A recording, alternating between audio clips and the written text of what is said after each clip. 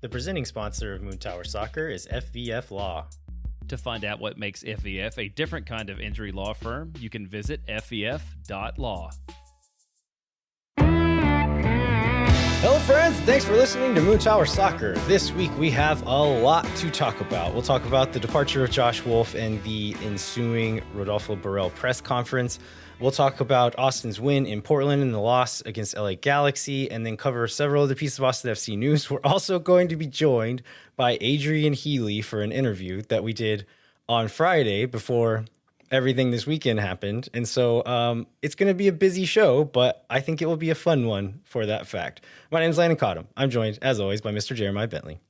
Hey, everybody. I'm Jeremiah Bentley, and I do agree it's going to be a fun one, and I've got to say, compared to my feelings 3 or 4 days ago about how the show was going to go and like what this might look like, I was not feeling great, and I was like, I don't know how we're going to fill the time, but I just want to start with like what a difference a week makes. One of the things that I do every Sunday in the late morning is I go for a little like kind of walk/run through my neighborhood, and just to burn some calories, look around. And last Sunday I did that, and I happened to see this tweet from Adrian Healey, which led to a fairly long text exchange on Sunday with Adrian about sort of how things were going and what his take was, which ultimately leads to the interview that we did on Friday.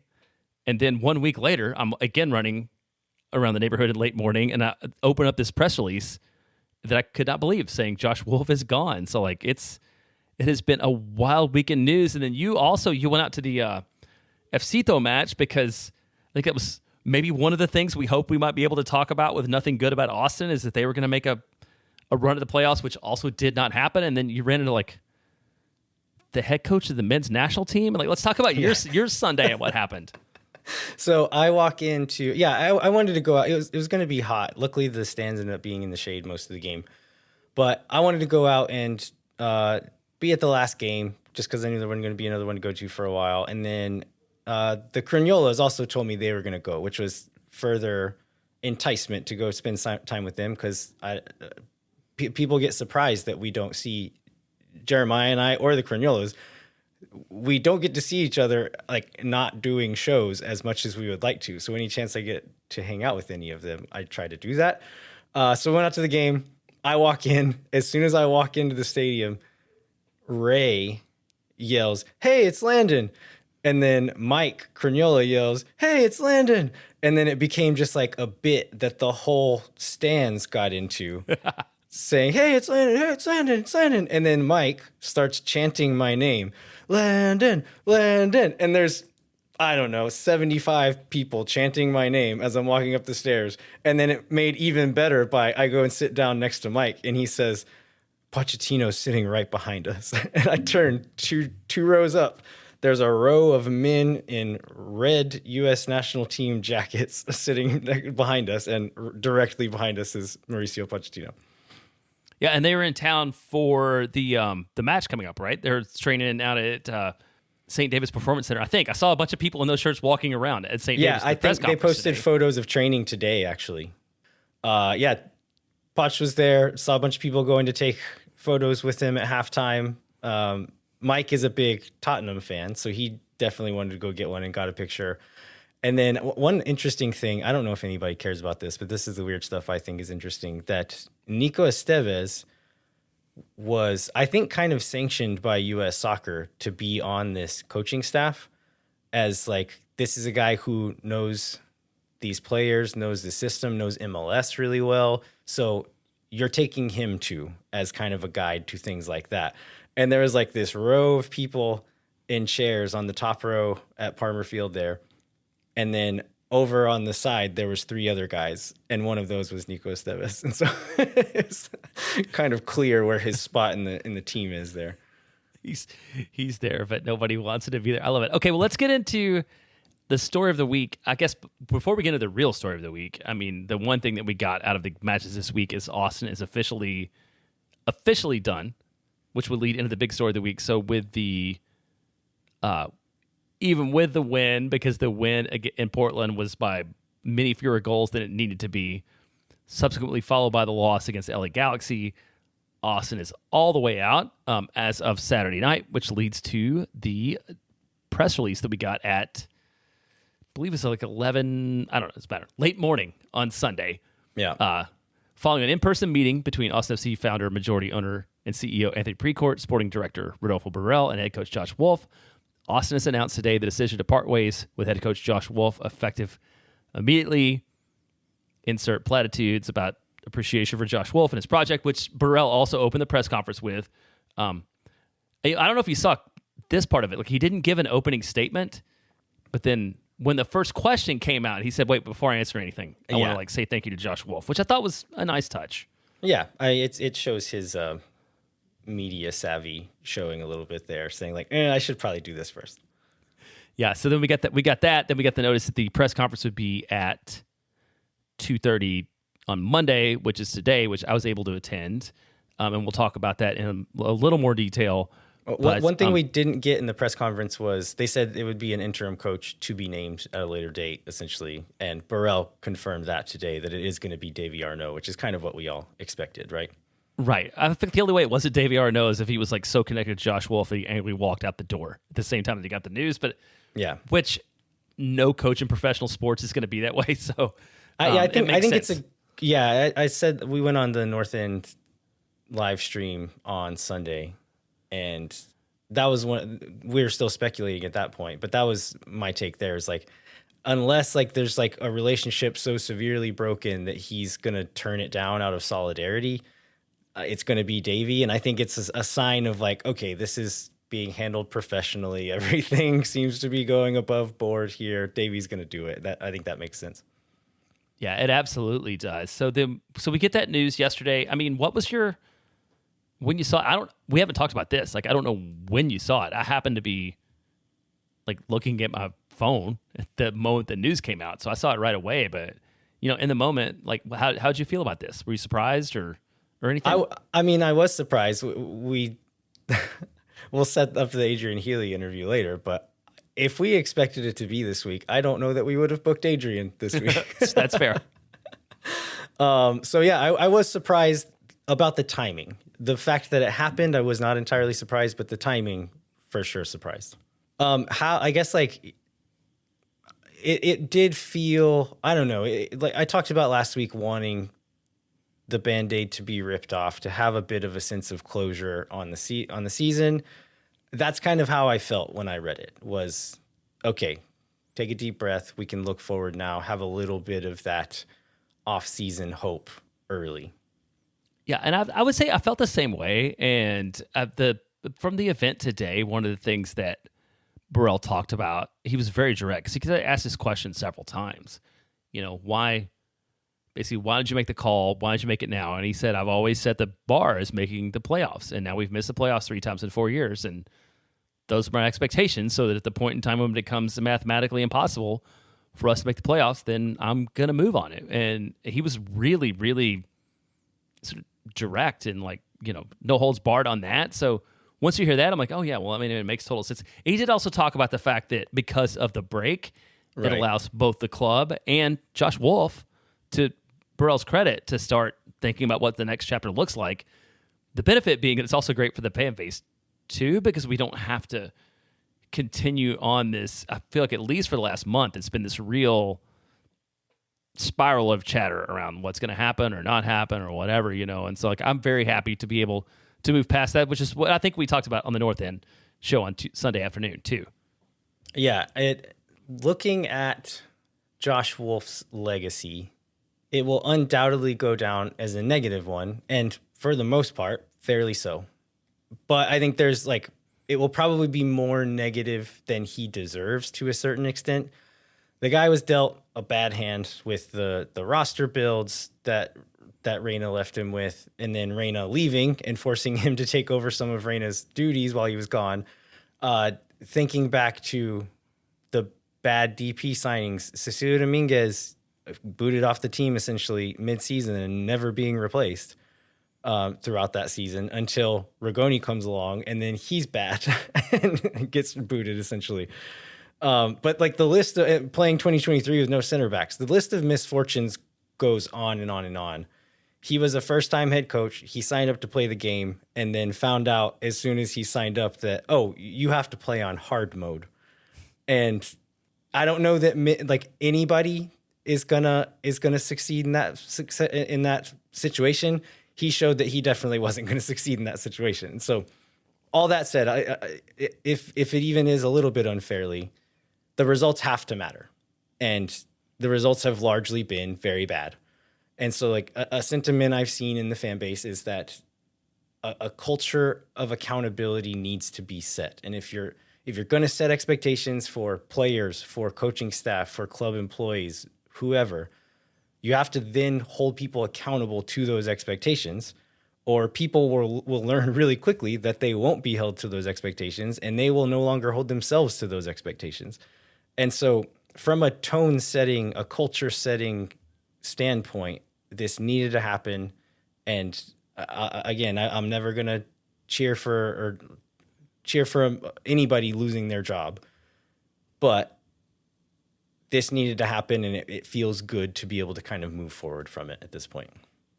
Yeah, I think Rodo was like really clear today about that point, about, like he had a question about when he came in, he talked about being excited about working with Josh Wolff in this style that obviously he prefers. And he said, like, nothing that has happened changes my belief about that. It's just like either you get the results or you don't. And that's what it comes down to. And I think it's a very clear line where like the results weren't there. And so now Austin's going to move forward. We're going to get into this a little bit with Adrian again. Like, dare we speculate on who the next coach is going to be? Yeah, we'll talk about Adrian. We're going to talk about the Borrell press conference a bit more in detail as well. And he gets into it a little bit. He doesn't give a ton of detail, but I think that you can read between the lines on a few things he says. Yeah, and I think another thing that I don't know if this is like newsy, but it was interesting that there were several players, most of whom people who follow could probably identify pretty quickly who these guys were. It seemed to sort of dance on Josh Wolff's grave pretty quickly. Like basically the whole Monte Voss former player crew was very happy to do that. I think not only liked the post, but also posted about it on Insta. And then who was it? Charlie Asensio, I believe, like kind of piled on too. But it's just, I mean, I'm not surprised that these guys are the guys who would pile on. But clearly there was some issues there. Yeah, I saw Rigoni and Urruti's post saying they were playing tennis or something, and said looking for a new coach. Yeah. And I think they're like thinly veiling like a tennis coach, right? Wink. Well, of course. Yeah. I'm sure they're very happy with the coaches at their current clubs though, right? Yeah. Right. What clubs are those? I'm sorry. That's how do they have free time to play tennis all week? I think answers that question. And one thing I thought, related to the coach search, and he was pretty non-committal on this, but if you remember, and we talked about this on the North End too. One of the things I appreciated last year was as soon as the season ended, Borrell's like, yeah, Wolff's my guy, scouts are out. And they very quickly announced what was going to happen with the players after the end of the season.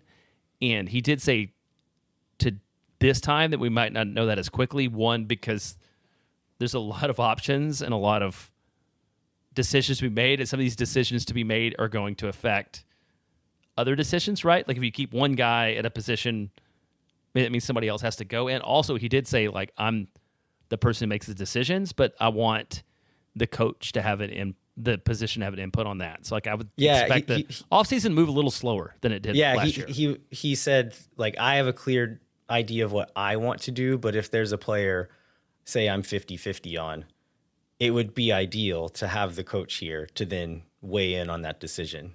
And so it's, you set the expectation of like the coach is not making decisions, but if I'm looking for input, it would be nice to have someone to give that input who's going to be working with this guy. Yeah, and that reminds me of one more accountability thing before we take a break and maybe get into some more details of the week, is somebody asked him about whose call it was. Because the press release talks about Anthony Precourt being in the meeting, and the question came up is like, was it Rodo's call or did he consult with ownership or whatever? And he said, I'm a sporting director. I'm the guy in charge. This is my call. Whether he's just saying that because he's media savvy or not, like, I don't know 100% of the truth of that, but that was a good thing to hear and for him to say.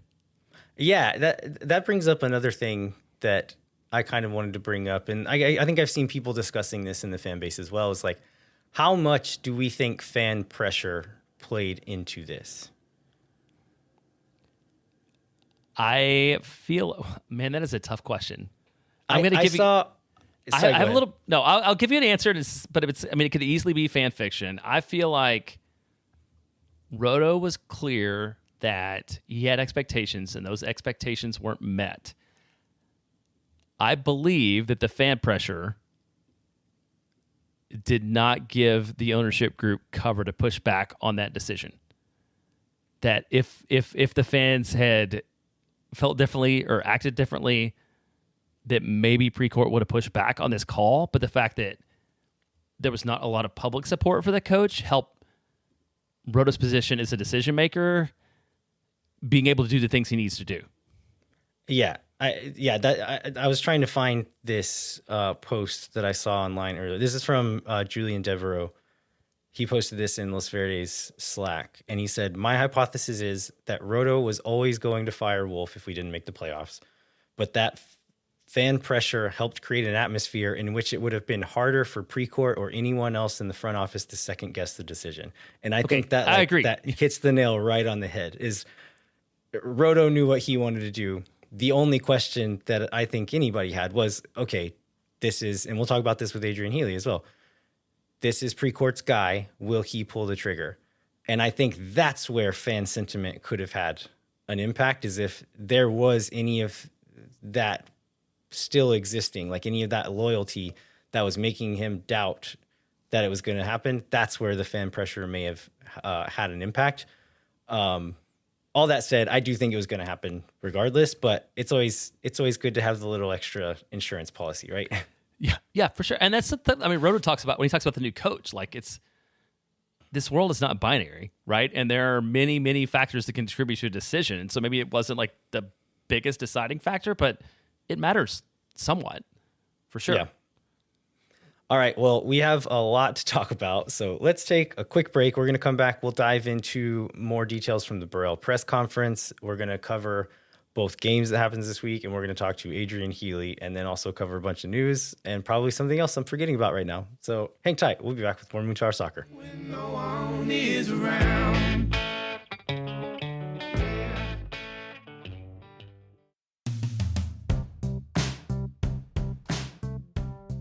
Moon Tower Soccer is brought to you by our friends at FVF Law, the official injury lawyers of Austin FC. FVF is a different kind of personal injury law firm dedicated to community, transparency, and client education. And if you listen to this podcast, you like podcasts, they have a podcast about law. So check it out. Summary Judgment is the FVF Law podcast. Check it out wherever you get your shows.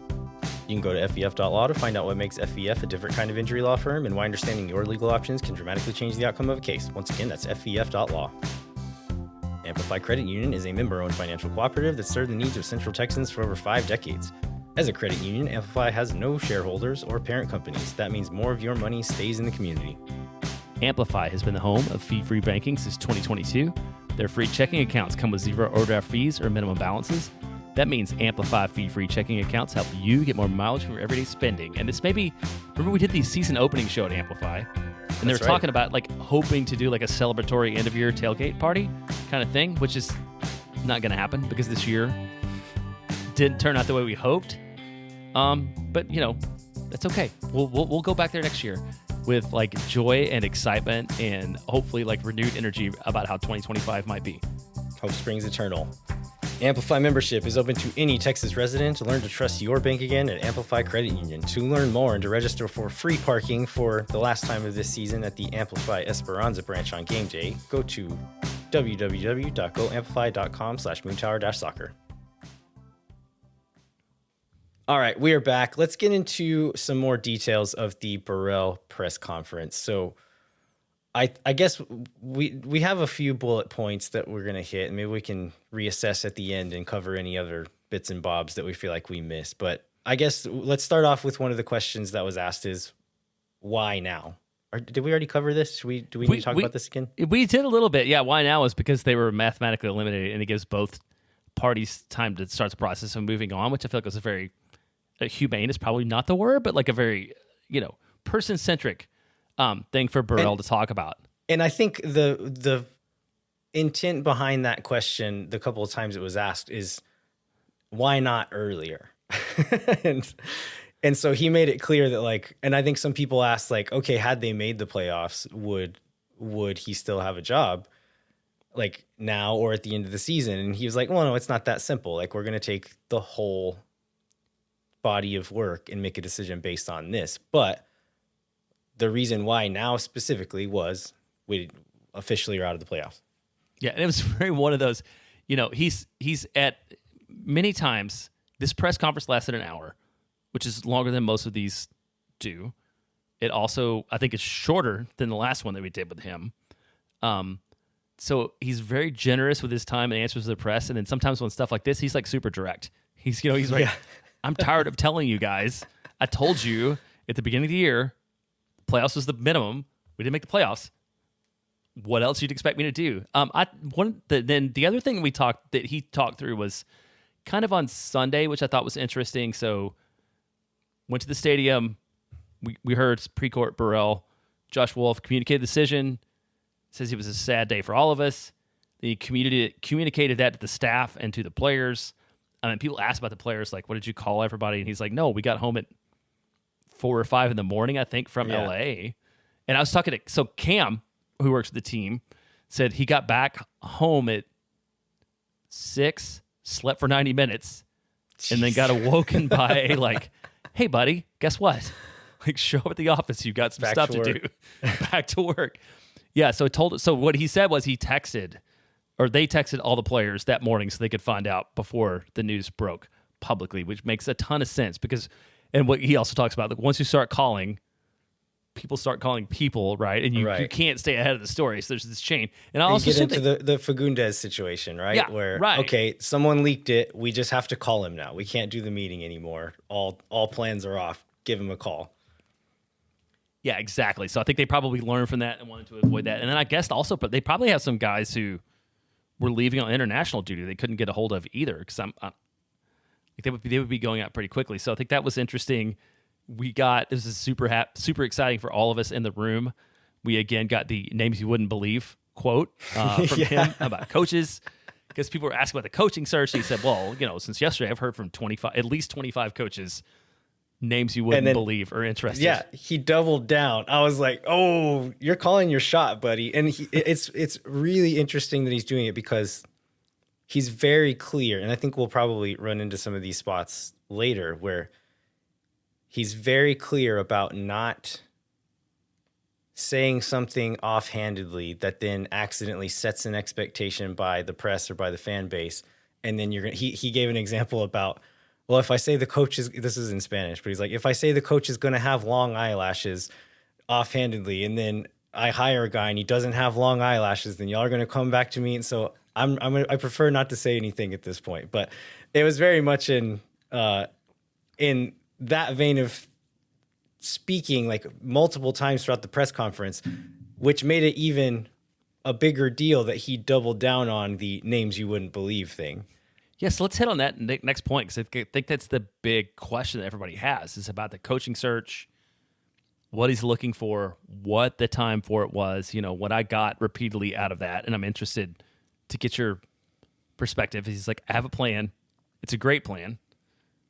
And I'm not going to share any specifics because it's too early. Which one? It's too early. I do not believe. Like, I believe he's way farther along on this plan than he's going to tell people. But I read that as it's too early to say things out loud. Not that we're not working on it. We haven't been working on it for a long time. It's too early to say anything to you people right now.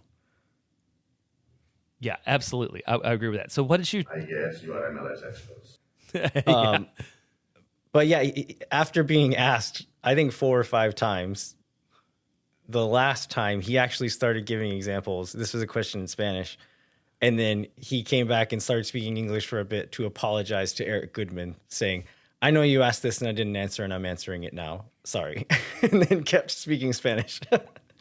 But he essentially said, like, there's a lot of criteria we're going to be looking at. And I'm not going to say, like, they have to have this specific thing. And he went on to say, like, MLS experience would be great. Being able to speak multiple languages would be great. But none of these things are the only thing we're looking at. And so if we look at, I took it to mean, like, in the aggregate, we're going to try to find someone who will be the best person for the job. And if I say this, this, and this, and then they end up not having those things, y'all are going to come at me. But when really, like, that's why I'm not going to say it, because there's no one thing that's going to be the thing I'm looking for. It's going to be, what are their qualities in the aggregate? Which of these people are going to be best for it? And which of the qualities that, like, maybe we say are nice to have, namely, like, I'd say being bilingual and having MLS experience would be examples of this, where, okay, the rest of their qualifications, the rest of their skill set is so good that I'll overlook this. And I think that that's what he was trying to get at, but he didn't want to name any criteria just to save his own hide whenever he hires someone and then they don't have that. Yeah, and I appreciate that about him, because I think that's the question that we had coming in, because we don't know who this guy was, is like, how much can you trust that, like, the spoken words that he has in press conferences or how he's really thinking? Like, there's no doubt. Like, he knows what he's doing.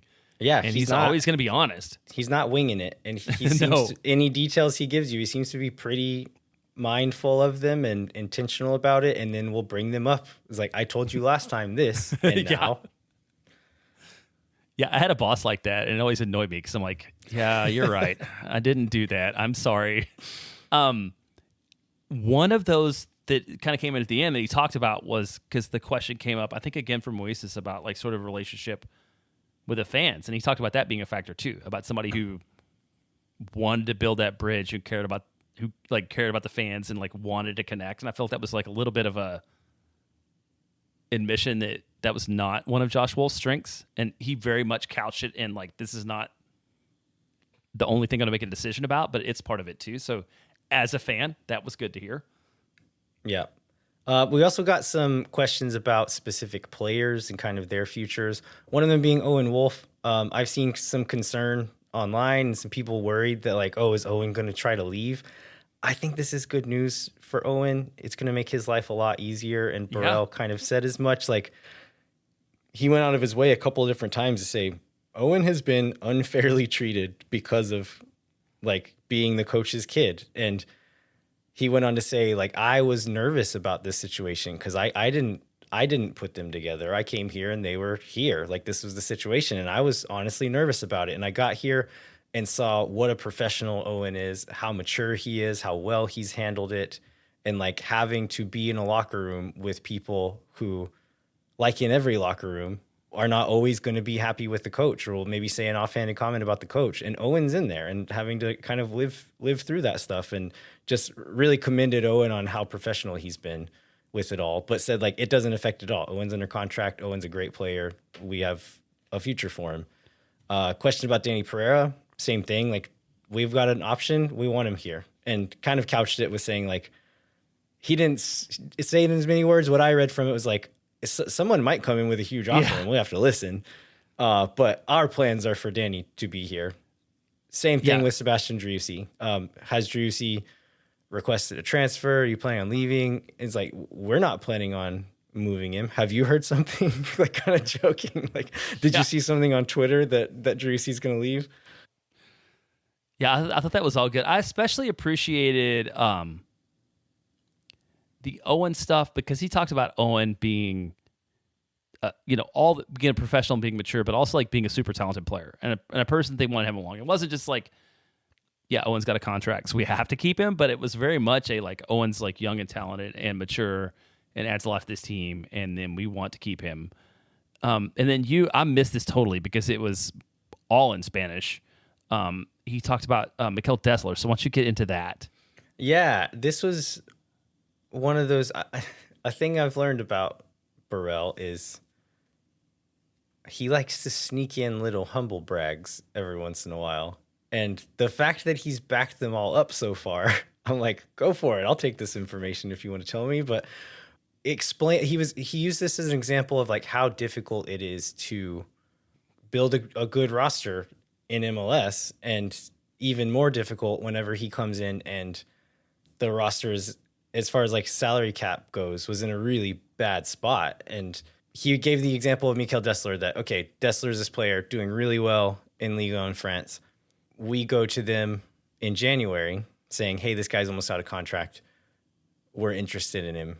And they're saying, okay, yeah, $1 million for a guy who's on an expiring contract. And he said, in Europe, $1 million's nothing. For a guy of this quality, any club there would be like, okay, I will throw $1 million so we don't have to fight with anybody during free agency. And he's like, in MLS, you can't do that. The $1 million matters so much because that gets factored into the salary budget. That's $1 million you can't spend on other people.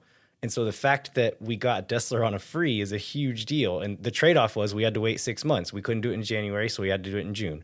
And that's the trade-off. But he used that as an example, and I learned a new word in Spanish today. He said the word virgueria, which I had to look up. And he said, virguerias, no milagros, virguerias. And virguerias translates to like wonders or marvels, whereas milagro is a miracle. And I thought that was a fun little turn of words of like, it's not magic. It's not like a blessing given from above. It's a thing that we worked at really hard and were able to pull off. And Dessler is an example of that. And then goes on to say, like, we saw speculation from people saying, oh, he's got to be like a super high salary player like Max Tam or something. Instead, he is far from Max Tam, very far from Max Tam, which we haven't gotten the MLSPA salary release yet. But whenever it comes out, I think he's hinting that Dessler's salary is going to be significantly lower than maybe his quality would suggest. Which does remind me, MLS salary classifications are not universal. And so he did have to break into English to use the word Max Tam. Yeah. There's no he translation did that a few of that. times where he's just like, I've been working in English for so long, I forget words. And so he had to say, what was it? Develop further. He couldn't remember how to say that in Spanish and had to just say it in English. Yeah. And then I guess I think these are the last two bits of news that were interesting is we've always speculated on like his belief on the MLS Next Pro and what it should be. And I don't know if we've heard him say that out loud, but he was asked about the fact that this club was successful last year, not as much this year. Like, what do people need to read into that? Does it mean something about Brett Utley? And he says, like, yeah, the 2023 team was good. 2023, right? Yeah. The 2023 team was good, but it was old. And to him, this is about younger players and developing future talent, that it doesn't make sense to field 25, 27-year-old players in MLS Next Pro. Like, it's not just about winning. It's about development. And so they were trying to reduce the average age of the team, but also do it responsibly. So they're just like not going to get rid of everybody over 23 years old, but they're going to look at the roster mix and try to make this team competitive, but also doing what he sees the goals to be, which is to develop players for the first team. Yeah, and I think that's something that we had just based on the things we've seen, the changes we've seen in the team, that we assumed that was the goal he was going after. But yeah, it's good to get confirmation straight from him. Yeah, and then he also hates shootouts in MLS Next Yeah. Pro, which is like a random.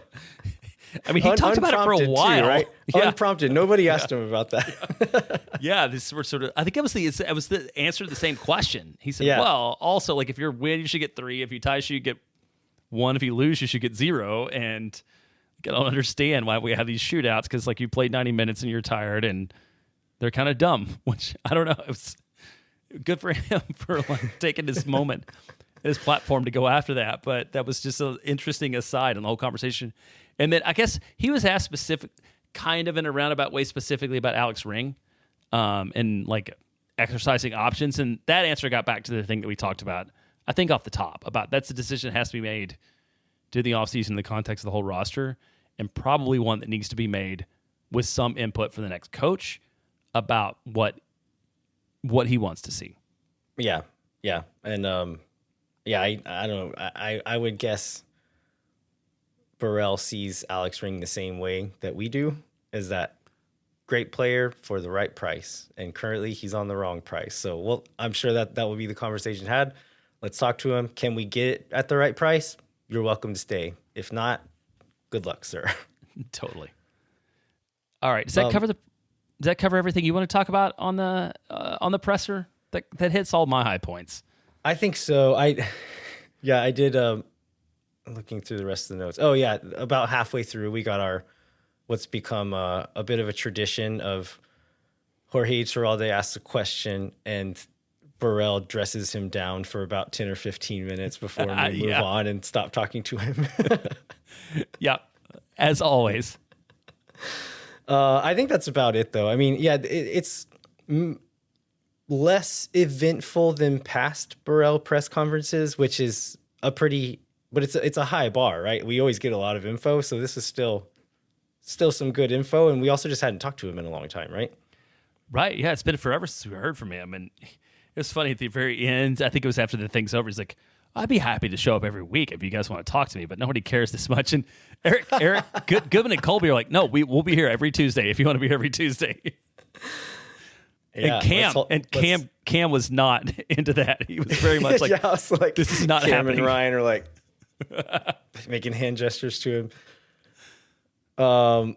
All right, I think we can be done with that. Should we move into 2 games of the week? Yeah, let's talk about the 2 games of the week. So the first one being, given context, we're going to keep this short. We have these games in the end and even before did not matter much, and we've got a lot of other more interesting things to talk about. So let's get through these fast. Yeah, it's something we have. So the first one, it was on a Wednesday night in Portland.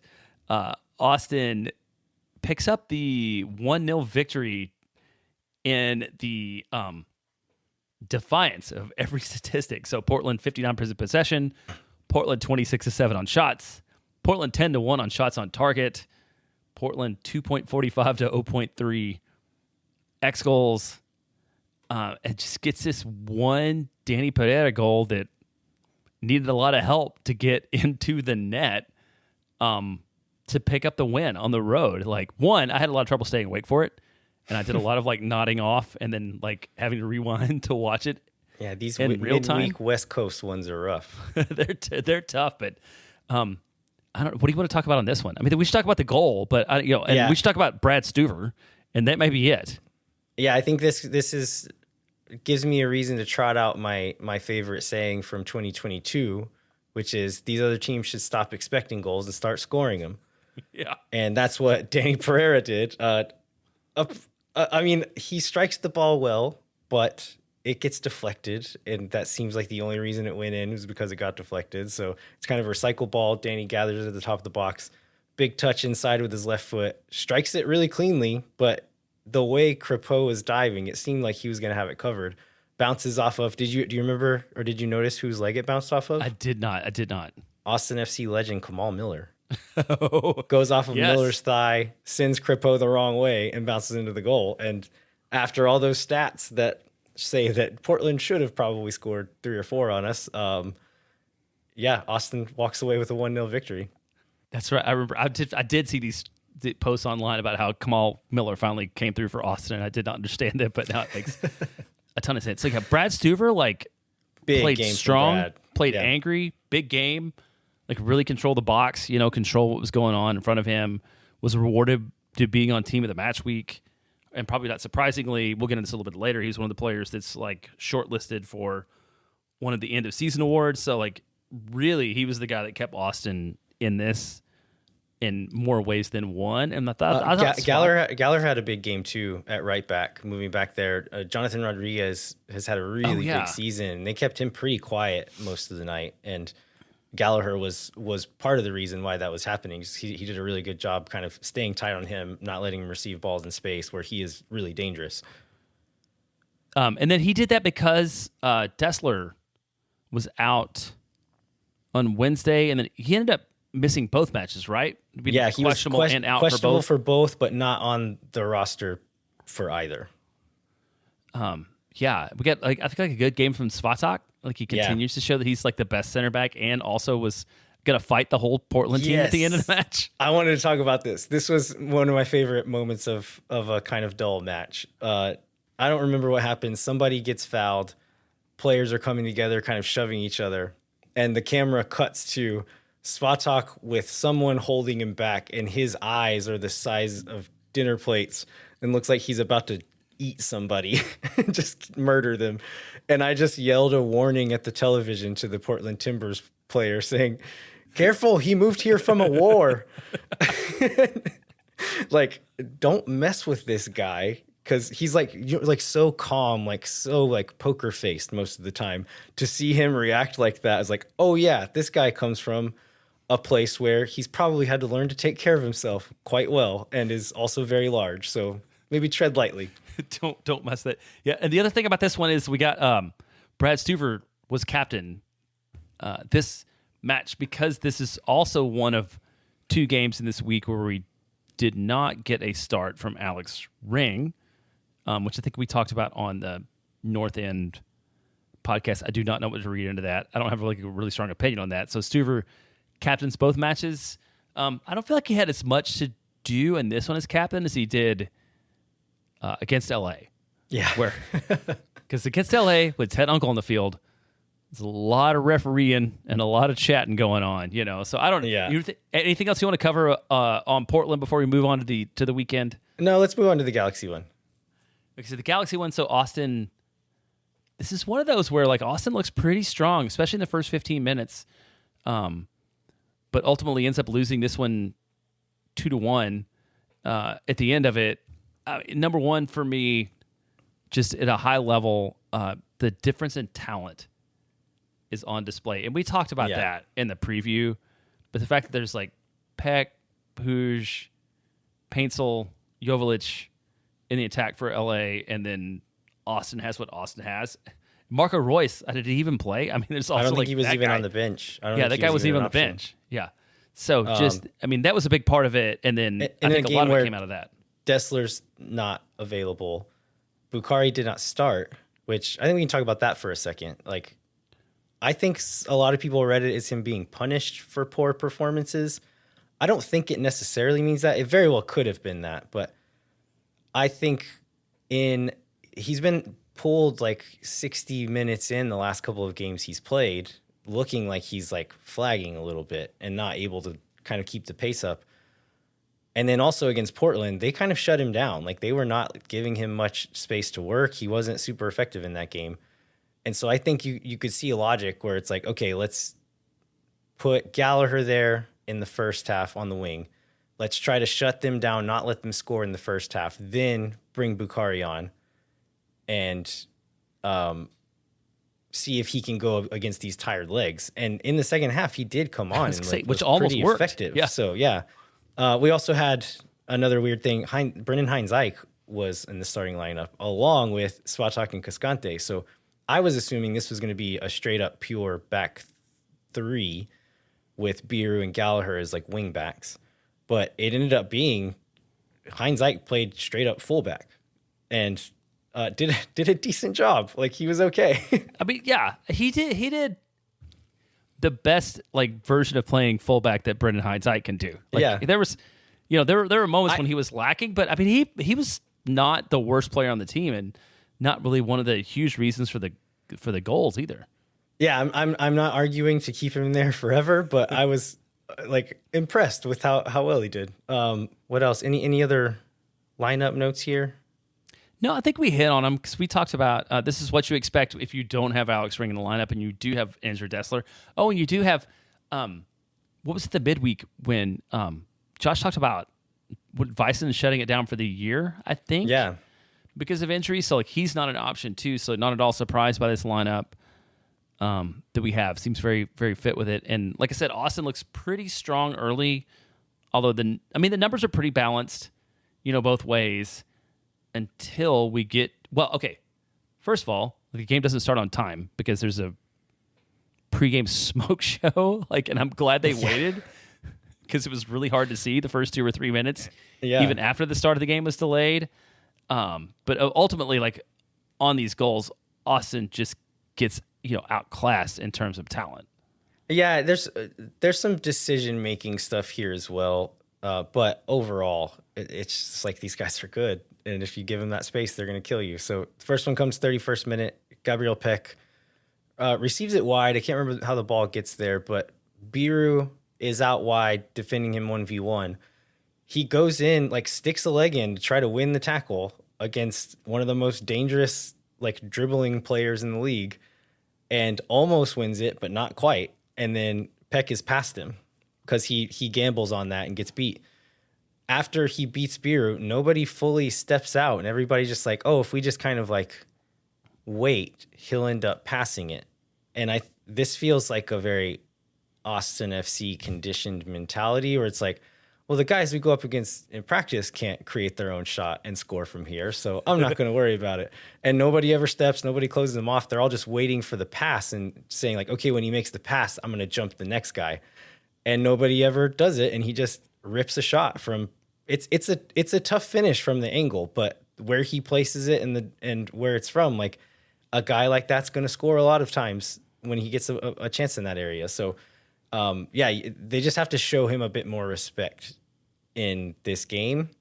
And I think that's a thing that kind of happened throughout the game where Johan Valencia and Biro... Julio on this one, right? Wasn't it Julio Cascante that was quite possibly the person who should have stepped up, or was that the second? Him and Valencia are both in the area. I don't know what their rotations are, who's supposed to go in that instance, but one of them should have stepped and closed it down a little bit more. But there's several moments throughout the game where like Johan Valencia is stepping in to try to win the ball off of Riqui Puig in the midfield. And like, have you ever watched this man play? You're not going to win it. Like you're not doing that. Contain and don't turn into a ghost. Like you're taking yourself out of the play by lunging in like that. And then he's past you and you're putting your teammates in a tough situation. So like just contain a little bit more. And they were just, it just seemed a little bit of a lack of awareness there.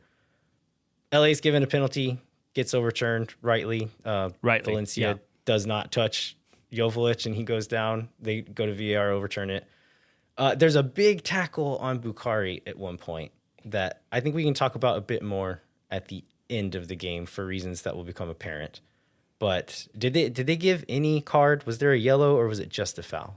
I thought it was just a foul. I think it was just a foul. I think it was just a foul. So put a pin in that. We'll come back. Austin ties it up in the 55th minute. We talk about Bukhari coming on, and he gets a few touches super early, and then Austin kind of gets pinned down for five or 10 minutes and just don't have the ball. And then they start going back the other way. And there's a stretch in that second half where Austin just looks super dangerous and Bukhari's just roasting dudes. And in one of those moments, we get this goal. And so he beats a guy, splits defenders to kind of put it into the box where Driussi's arriving late.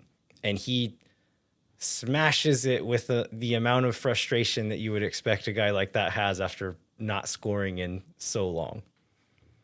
Yeah, and I feel like it was a very 2022 goal. Like it was just... Absolutely, yeah. It was just a banger of a goal.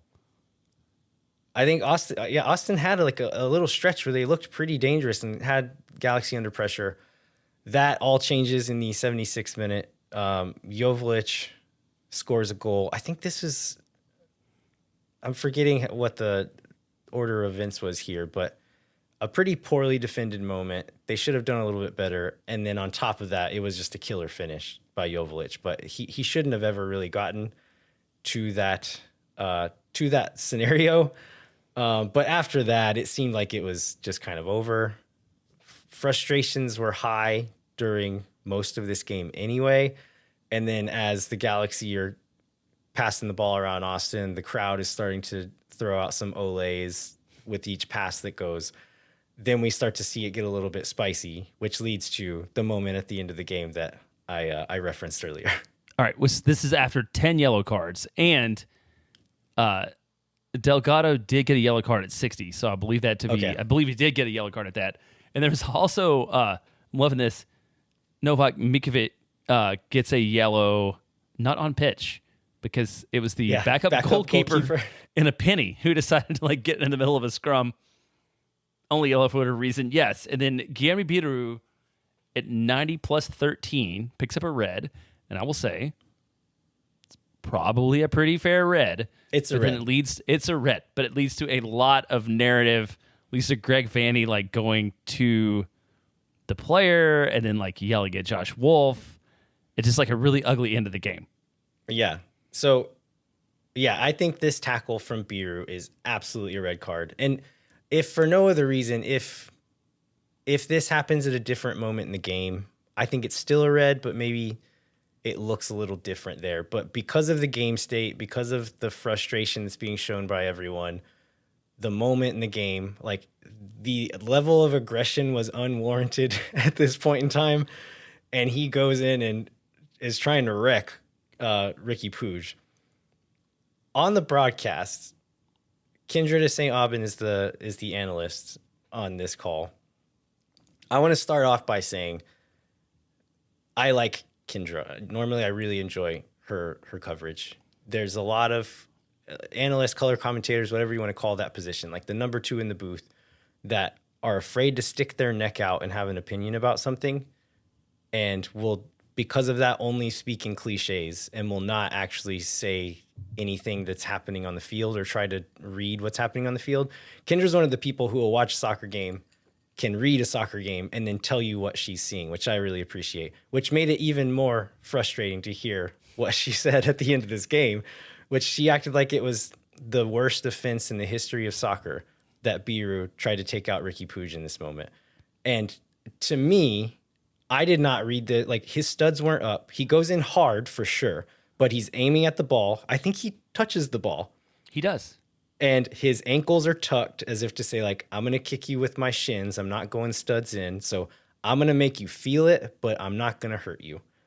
That was the body language I read. Kindred of St. Aubin did not think that. Joe Lowry comes in, another person I really respect, coming in saying, like, Biro shouldn't touch the field again for a long time. And I just think that that's so off base, especially in the context of this other foul where Marky Delgado comes in on Bukhari on a transition moment and swings his leg like above the knee height really hard, nowhere near the ball, and ends up with his legs in between Bukhari's 2 legs, which is quite dangerous in the right set of circumstances.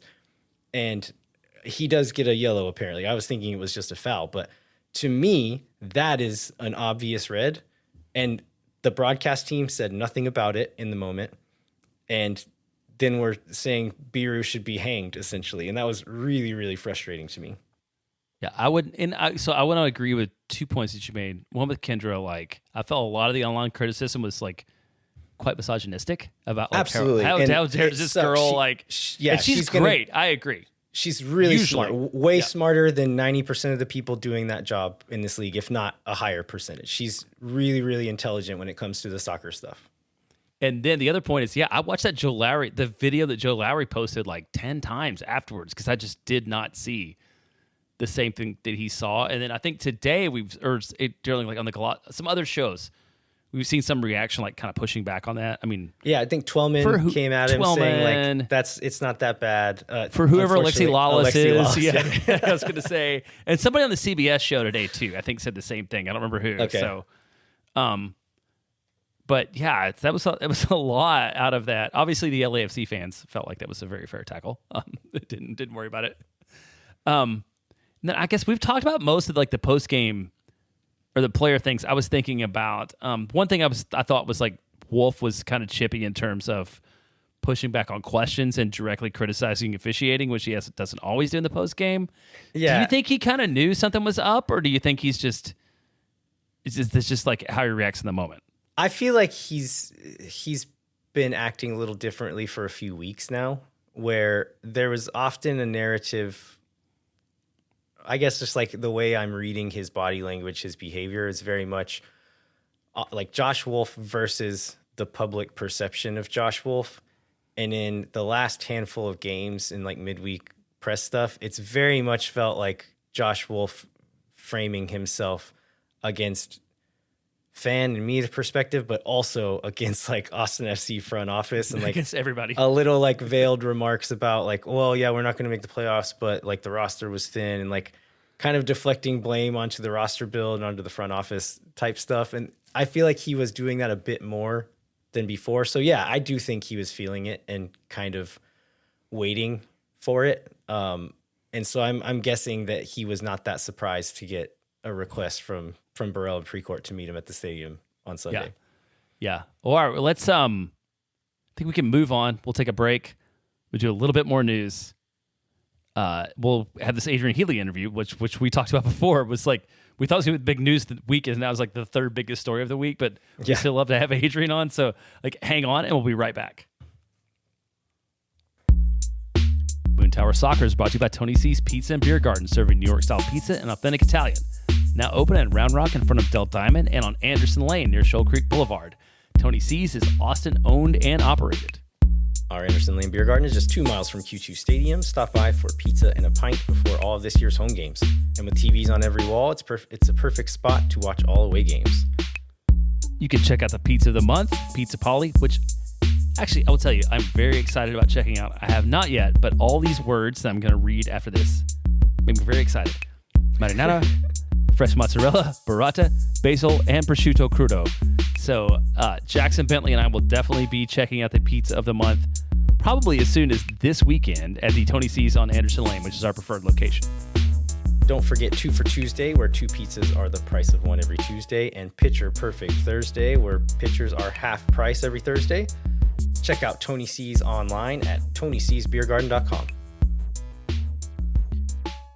Moon Tower Soccer is brought to you by Sage Wilson Realty. The Sage Wilson team is made up of Austin experts who are client-focused and have over 30 years of combined real estate experience. They're giving away 2 tickets to an upcoming match. Fill out the form in the show notes for your chance to win. If you're someone you know or need real estate advice in Austin, talk to our friends at Sage Wilson Realty. Be sure to check them out online at sagewilson.com. Our premier sponsor is McGuire Woods Consulting, helping clients in the public affairs space from lobbying at the local, statewide, and federal levels to digital and communications campaigns across the country.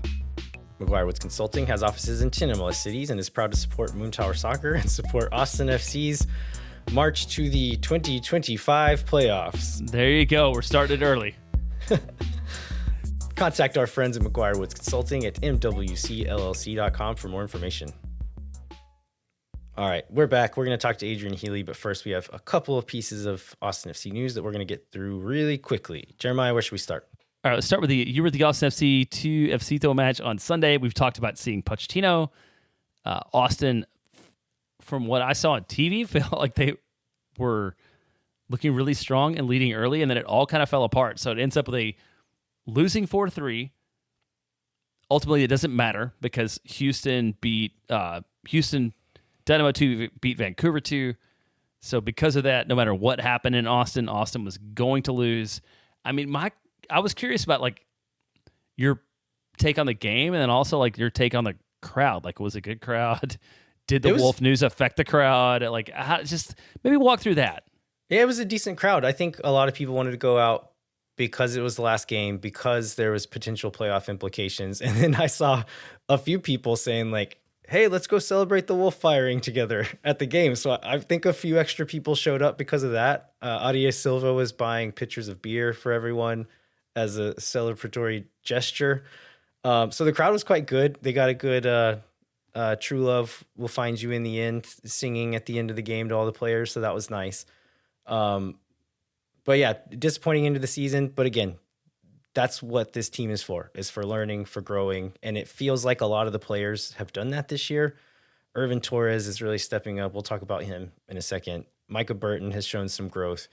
And then some of the other new guys look like they really could be options for like supplemental roster spots at some point in the not so distant future, or maybe like turn into first team players. And so, yeah, I think overall, like some real positives coming out of the season, even though they didn't make the playoffs. Well, before the Irvin Torres, we'll transition to national team news because we do have a 2-week break. Julio Cascante will officially be on the Costa Rican national team. Svatak will be with Ukraine when they play. And then we also got the Irvin Torres news. So Irvin Torres is now continuing his trend of representing multiple countries. Has made the U.S. national team U19s. Yeah, it's I think the last time I saw Irvin Torres not on the field in an Austin FC jersey, it was at I think it was the Leagues Cup match when the two Mexican teams played each other. And it might have been one of the other games, but in any case, I saw a kid in the concourse that I thought was Irvin Torres, looked a bit closer. It was not Irvin Torres. And then I saw another kid and I was like, no, okay, that's Irvin Torres. And I am 97% sure. Like I've seen this kid around quite a bit. I'm quite sure it was him. He was wearing a Mexico jersey. And so whenever I saw this press release coming out saying he's got called into the U.S. camp again, it made it a little extra funny. But yeah, whichever side he ends up choosing, good for him, man. It's cool to see one of our players getting calls up for both. I know, and I know how much you love him because we're gonna transition the interview now, and that I believe that doesn't Irvin Torres come up in this conversation with Adrian Healey? I don't Or was really it remember afterward? that, but yeah, I probably did because Yeah, it doesn't take much for me to bring up Irvin Torres. You talked about loving a good through ball, and I don't know if that was like when I think it made air. I think it's Okay. in the interview. Yeah, I didn't know if that was the on-air part or the after-air part. But now let's talk about us talking to Adrian Healey on Friday. We believe that the world would be a very different place on Monday night. Yeah, and let's frame it a little. We knew that there was a possibility Josh Wolff could be fired, and we told that to Adrian going into it. It's like, okay, we're doing it on Friday, but he's living in Spain, which he'll tell us about in the interview.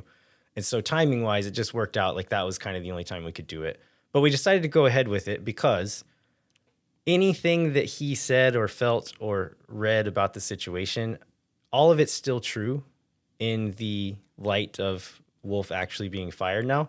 We do talk quite a bit about the concern about like maybe they aren't going to actually fire him. I think that's all still like relevant and interesting to this conversation. So we're not going to cut any of it out. But no, it was recorded on Friday, but I still think you'll get a lot out of it and learn something from even the parts that are no longer true or concerns that have proven to be unwarranted. I think there's still a lot out of this, and it's also just nice to hear from Adrian. We know you'll like him, so you'll enjoy just listening to Adrian talk. Anything else from you, Jeremiah, before we? No, let's go ahead and get into it. All right, we're back. We are so happy to be joined by Austin's adopted prodigal play-by-play announcer who is back in the ears of Central Texas for at least a few minutes now. It's our friend and yours, Adrian Healey. Adrian, it's so good to see you.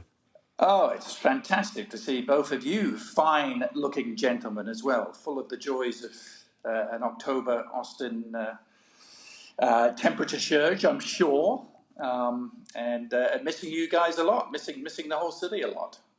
So you are, I guess let's give the listeners, I think you told us about your plans a while back before they were fully established, and I think you've made some announcements on social media and stuff, but tell our listeners where you are and what you're doing now. Well, I don't want to bore everyone. I want to keep the audience. People are invested in you, Adrian. They care about what you're doing.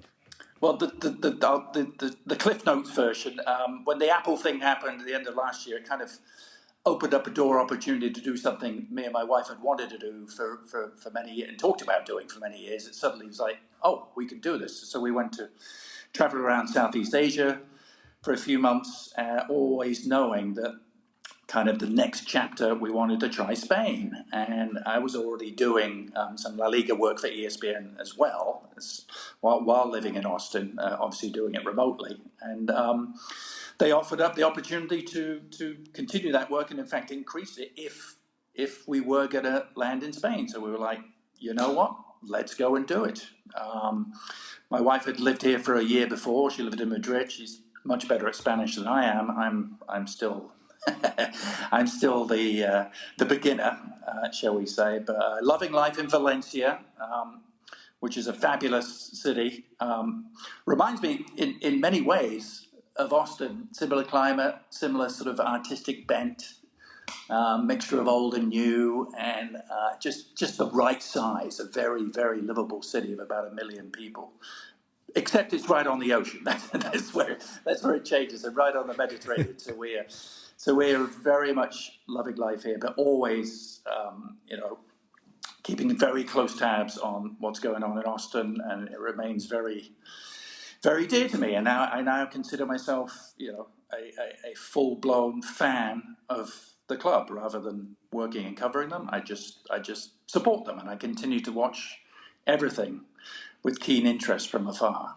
I am a person who really likes traveling, and so I'm tempted to just interview you about your trip through Southeast Asia, but instead I'll limit it to one question. What was your favorite thing you ate in the many months you were traveling? Oh, my goodness. So many good things. Whatever it was, the chances were very high that it was going to come with a fried egg on top, because everything is served with a fried egg.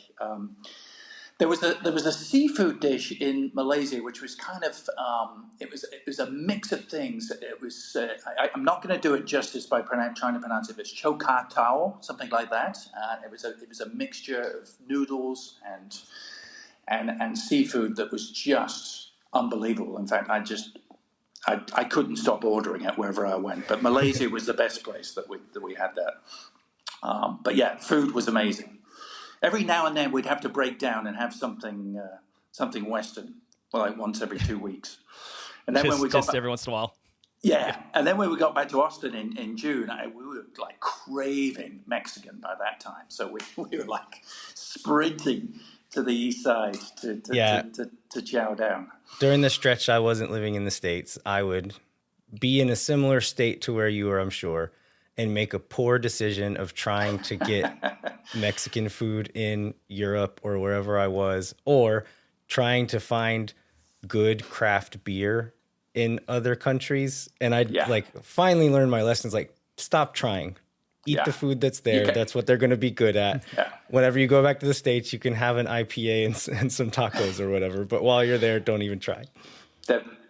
In all our journeys, we only saw one attempt at a Texan barbecue place, and that was in Koh Lanta, an island in Thailand. And we saw this place, and we were like, no, let's steer a wide berth around it. And I think that was the right decision. Well, before we get into sort of our recent conversations, you mentioned being a fan of Austin, and I mean, you spent a lot of time calling games in a lot of places, and had jobs all around the world. Like, what is it about your time in Austin, which was relatively brief compared to the time you spent other places, that connected you so much to this city and this club? I mean, Austin just gets under your skin. It does. I mean, it's not as if we were planning to leave at all. We didn't know what was going to happen. We took a calculated chance moving down to Austin in the first place, but it was a home run for me. It was like, no way, this is not going to be brilliant. But the city is,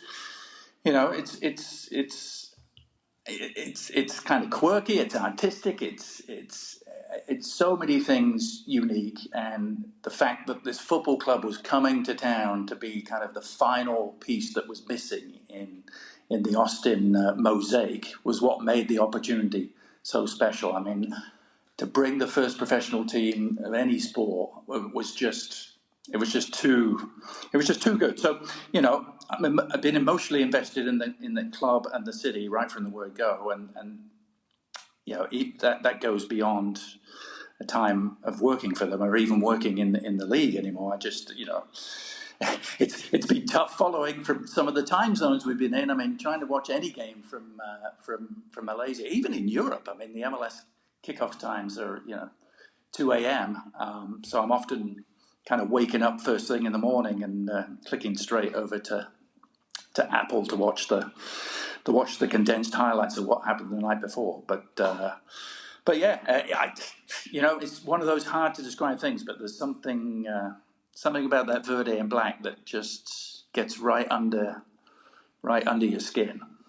Yeah, I think anybody who has either met you in person or just heard you talk about the city and the club know that you're not just doing lip service, that you do have a genuine love for this community and for this city. And I just wanted to reiterate that, because I think anybody who's working in any city would say that. But the fact that you're still so invested in it after leaving and moving on to a different thing, and for how short of a time relatively you were here, that it comes across as extremely genuine, that you are very invested in this team and this community. Yeah. No, if we come back to the States at any stage, it'll be to Austin. There's only one place we're coming, because it's very dear to us. And my son's still there as well and loving life in Austin. For us, moving to Austin, actually he, as a 20-something fresh out of college, it's been a brilliant kind of transference for him from what it might have been living in Connecticut. Pretty different. So he loves it. Well, we talked a little bit about your new job. Let's move on to some Austin FC stuff. And since being freed from the shackles of the MLS single entity, you've not been shy about sharing your thoughts on the direction of Austin FC and MLS, and then at times U.S. soccer. I guess I just wanted to, give you some space to share like your thoughts on the direction of Austin FC at the moment and where you hope it is going. Well, so understand this is coming from now the perspective of a fan, and it's not necessarily a perspective of mine that has changed. Going from employee to journalist covering to just fan. I don't know if that's changed anything. It maybe has freed up the sort of communication I can put out there, as you said. But fans. To me, being a fan of a club is living and breathing that club, and just having your mood dictated by what that team is doing. I mean, and I know that doesn't describe every fan; it describes a sort of hardcore fan base. But for me, that's a big part of being a fan is holding a club accountable. I mean, that club is responsible for your hopes and dreams as a fan, and when you see those, not perhaps materializing, I think it's every fan's responsibility to actually, let the club know how they feel. It doesn't mean you support a team or a club any less if you have an issue with things that are going on. For me, being a fan is being 100% behind your team and shouting and screaming, yelling, banging drums, doing whatever for the 90 minutes, but then also making sure the players, the management, the front office, the ownership are all providing you with the hope, which is, clubs need to progress. You need to feel that a club is moving in the right direction. And so for me, it's a very visceral reaction when I feel a club is not doing that. I think basically the bottom line is, 4 full seasons in pretty much now, it doesn't feel like, to me, the club is moving forward on the pitch. And the head coach has to, bear the ultimate responsibility for that. And, I sense the frustration coming out of the fan base. Football management, by its very nature, is temporary in nature. At some point, any manager is going to be moving on, or more likely be moved on. That's just the way things work in this sport. And when, for some reason, it is not happening the way it normally happens in this sport with Austin. And so I think, everything branches out from that this change has not happened, that we're 4 years in under Josh Wolff, and I just don't see the progress being made that you would want to see at this stage for an expansion team.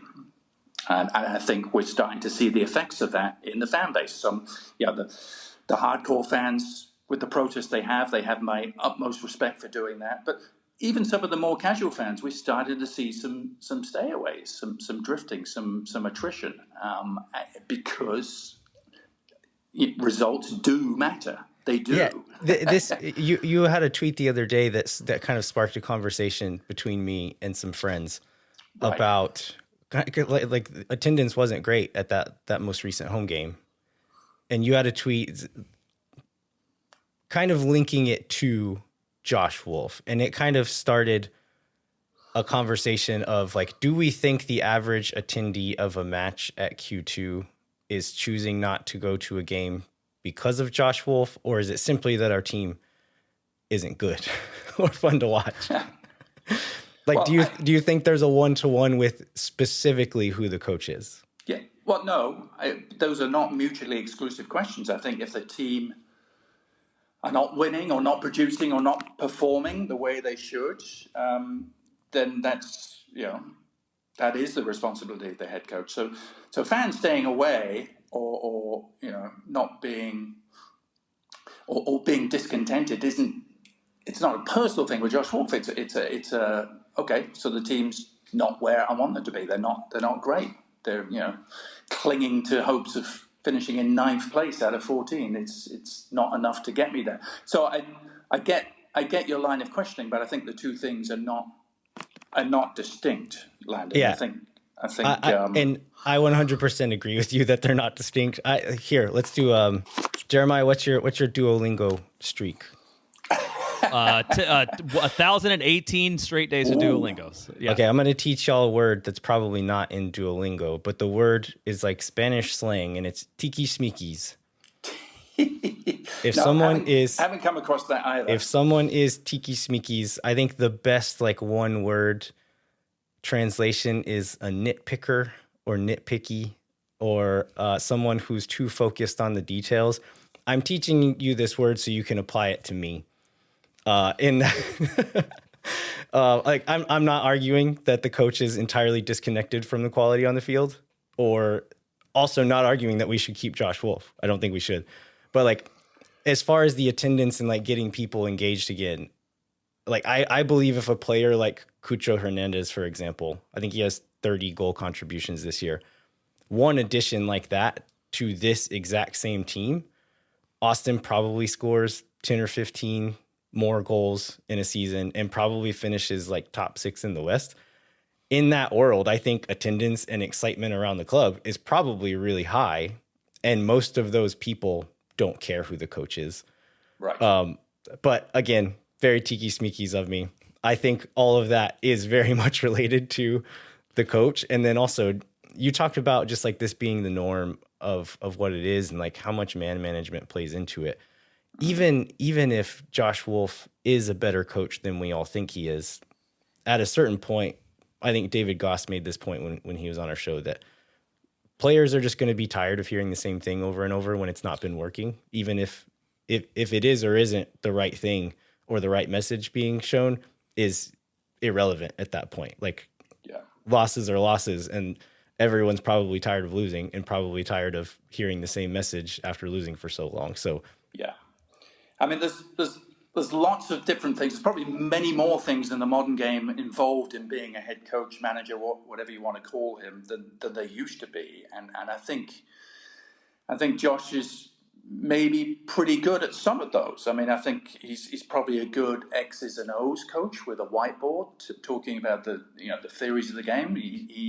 I'm sure he has some great ideas, but unfortunately, that alone is not nearly enough in the modern game. You have to, inspiring and motivating professional players to play at the maximum is I mean, that's alchemy. That's the side of coaching that it's very hard to kind of read about in a manual and say, well, this is what you need to do. Can you man manage a disparate squad? I haven't seen much evidence, both working closely there and watching from far, that he can really, I mean, that kind of X factor where you can get players to run through a brick wall for you. I just don't see that. I don't see Josh inspiring.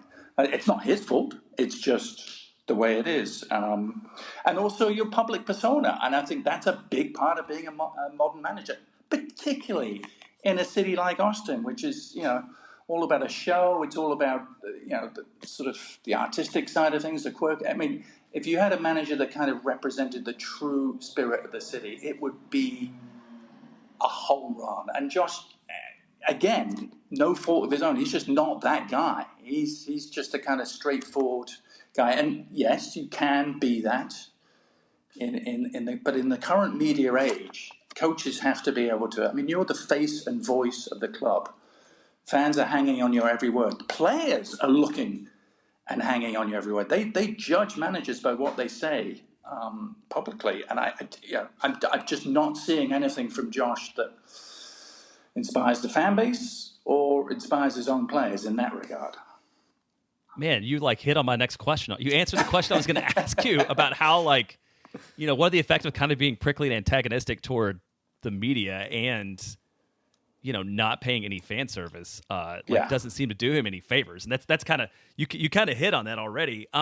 One thing in your comments, in your tweets, and I'll just paraphrase this for those who haven't seen them, that really I don't know, maybe it made me like overly concerned or overly worried is the fact that like the perception that there was all this goodwill and excitement and all these amazing things that were going on in the stadium that were built up over time, and that not making a change, regardless of who or what how you feel about the coaches, like not making a change threatens that. And because that makes me always think about whatever was going on in Houston, right? And then and like which was an exciting place at one point in time, and then the Dynamo didn't do the things they needed to do to stay engaged with the fan base. And now even when they're good, they can't get people to show up. And like that was really the thing that struck me in your commentaries. Like, do you think is that make it even more urgent that Austin goes ahead and makes a change now to respond to that before they lose whatever magic has been created?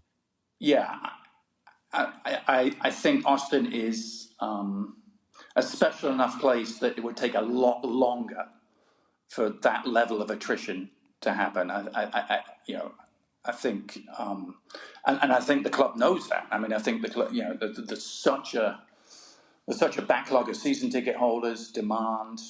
That's not going to go away. But that spirit we're talking about, that kind of sense of hope, that adrenaline, that yes, this is really happening, that does start to fade. And when something becomes less special, then people do start to drift away. I don't think we're talking about the hardcore fan base here. They will always be there.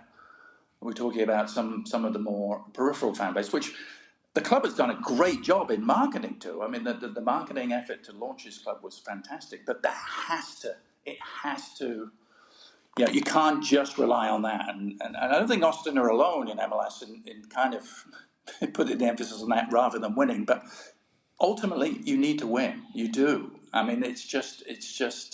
I don't care what club you are in what city. If you have a sustained downward spell and no kind of real sign that change or progress is going to happen, then there can be some attrition. But it's not going to be Houston. It would take a long time for that to be Houston. Ironically, I think they made a great coaching appointment, bringing Ben Olsen in, who's a great character, and but as you say, maybe 10 years too late to avert some of what happened there. So looking at, I guess, just watching from afar and then probably applying any internal experience you have from being part of the organization, do you think there's a chance that they stick with Wolff for the 2025 season? Well, there shouldn't be, but I can't answer that with any degree of certainty. It's hard because you don't.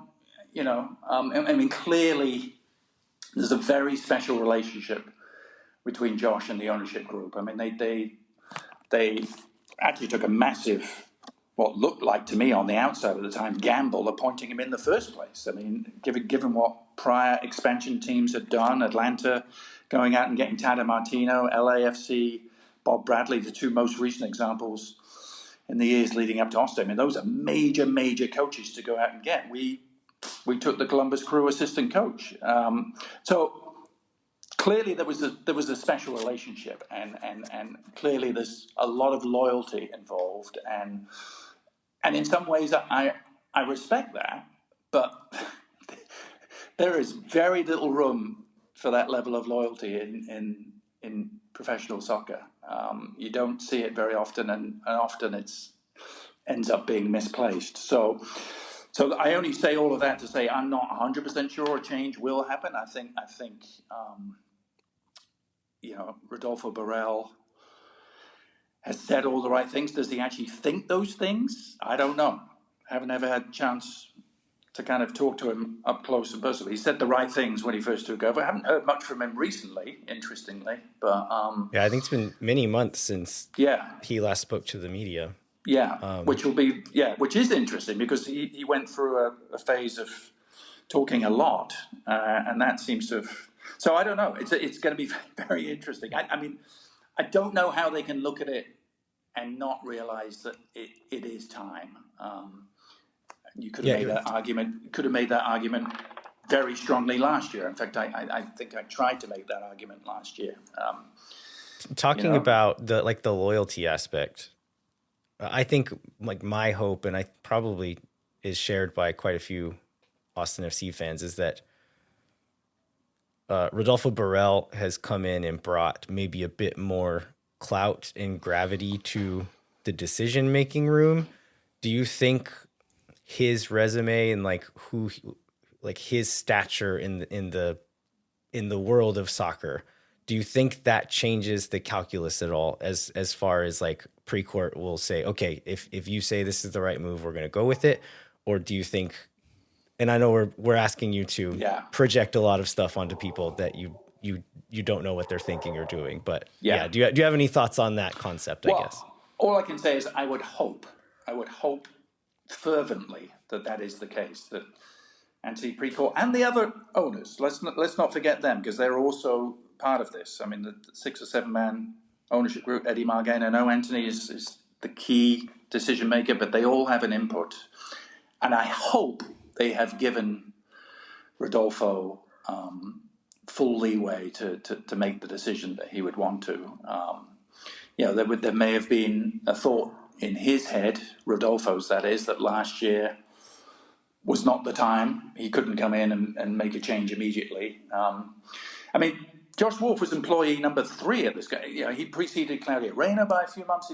He is, he is firmly entrenched, and Borrell knows that, and knows the relationship that he has with Anthony Precourt and the other ownership group. So he's treading very carefully, clearly. But I would love to think that his opinion and decision will matter and count.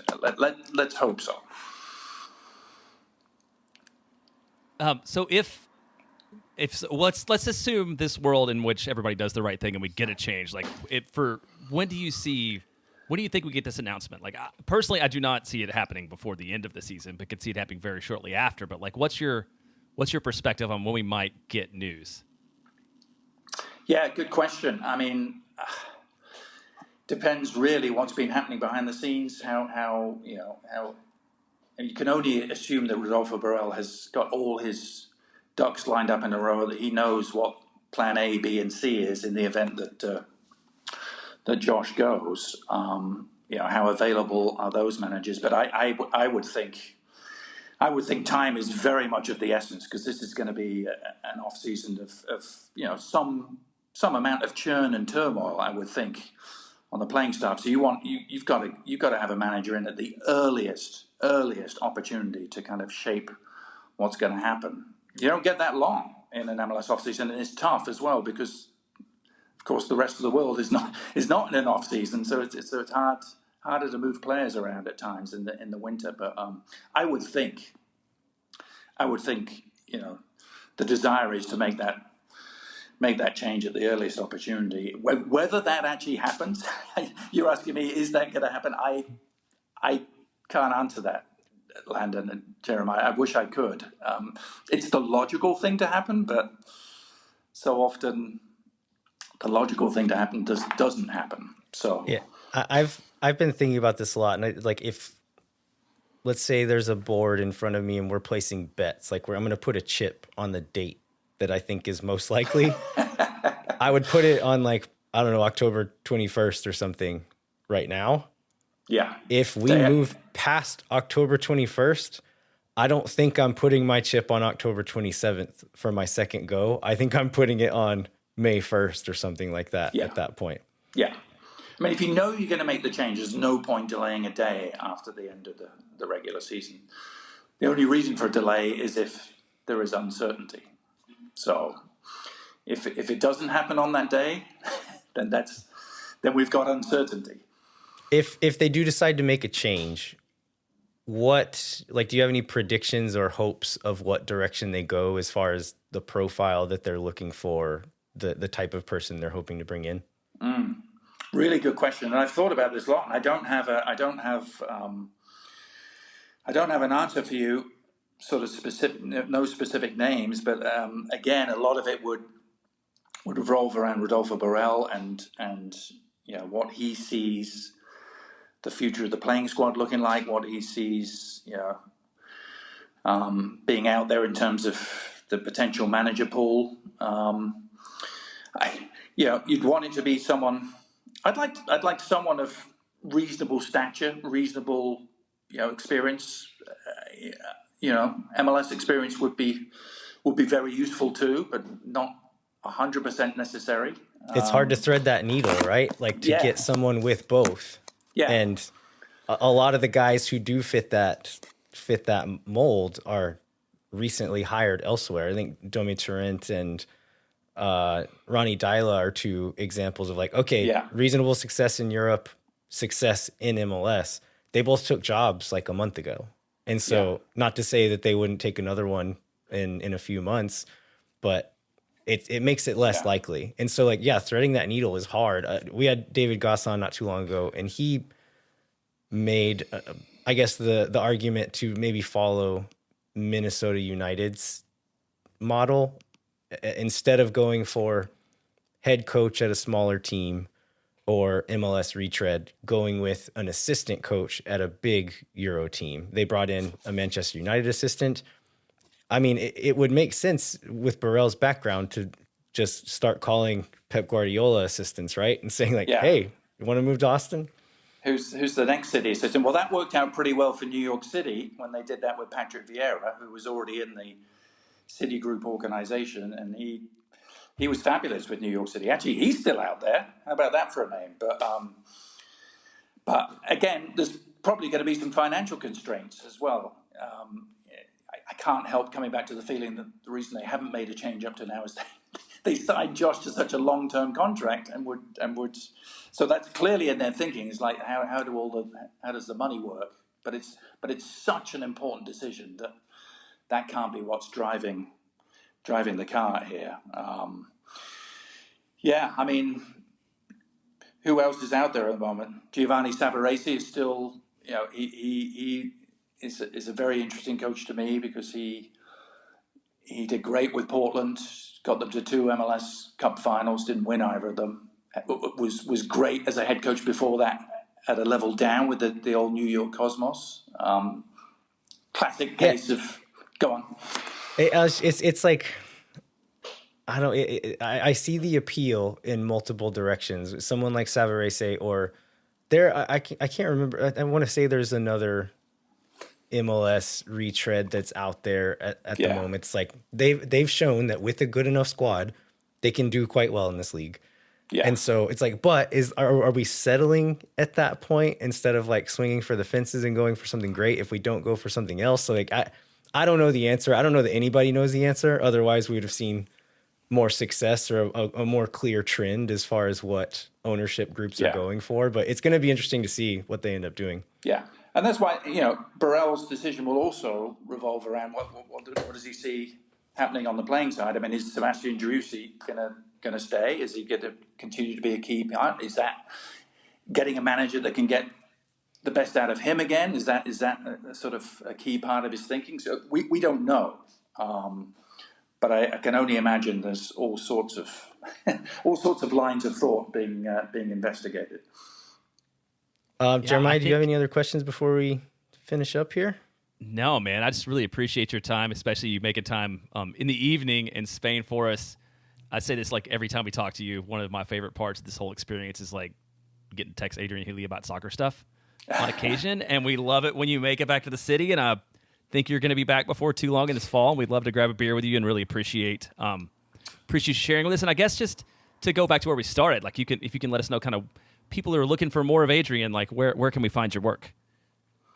Well, I'm pretty much exclusively on ESPN and mainly ESPN Plus at the moment. That's where all the La Liga games in the US are broadcast. They have the rights for another 4 years, I believe, and occasionally they'll put a game on the bigger ESPN channel, even more occasionally on ABC, but that's once a year. So most of the games are on ESPN Plus. I do a fair, I do at least one game a week, sometimes more.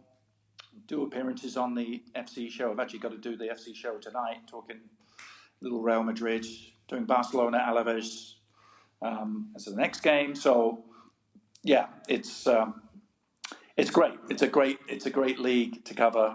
and for me, it's kind of going back in time because I almost started my career doing La Liga back in the mid 2000s when it was Ronaldinho and Messi was just coming through. So it's actually really, really, really amazing to be able to do it again in what is an exciting league again. With what the big three have done, and there's so much good football played in Spain. So much good football. It's an amazingly sort of technical league, La Liga, but it's thrilling too, and it's a great league to cover as a commentator because you get to see the sport of football played at the highest level I believe it can be played at.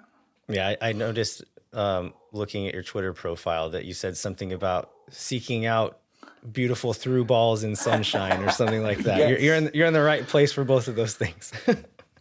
It's always been the thing about football I treasure the most, a perfectly weighted I'm right there with through you. ball. That is my it's even better than scoring goals sometimes for me. That's why on the Austin FC development standpoint, I've put all my eggs in the Irvin Torres basket because he's my kind of midfielder, baby.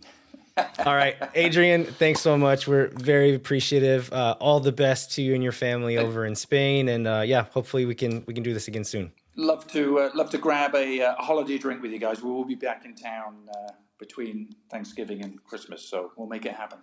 Beautiful. All right, thanks, buddy. Cool. Thanks, man. All right, we want to thank Adrian one more time. It's still very cool that he's a guy we can just call and ask to come on our show. And he's like, yeah, sure, let's do it. But before we wrap up, we'd like to remind you to rate, review, and subscribe wherever you get your podcasts. Come find us on the internet at all the places you know where we are. I think that's all. Thanks so much for listening. We'll be back next week to preview Decision Day at home against Colorado and then cover any other Austin FC news that breaks. Maybe there'll be a lot. Maybe there won't be anything. We'll find something to talk about for sure. We're taking it week by week at this. I was going to say we're taking it week by week at this point, right? Yeah. Until then, I'm Landon Cottom. I'm Jeremiah Bentley. We'll catch you next time. When no one is around.